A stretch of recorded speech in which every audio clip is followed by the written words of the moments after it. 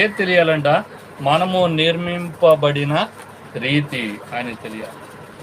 మరి ఇక్కడ మనకు కూడా తెలియాలి. బైబిల్ గ్రంథంలో ఒక భక్తునికి ఈ సంగతి తెలిసింది. ఏ సంగతి అది? మనము నిర్మింపబడిన రీతి. 139వ కీర్తన త్వరగా తీయడానికి ప్రయత్నం చేయండి. 139వ కీర్తన 13వ వచనం. 139:3. నా అంతరింద్రియములను నీవే కలుగజేసితివి.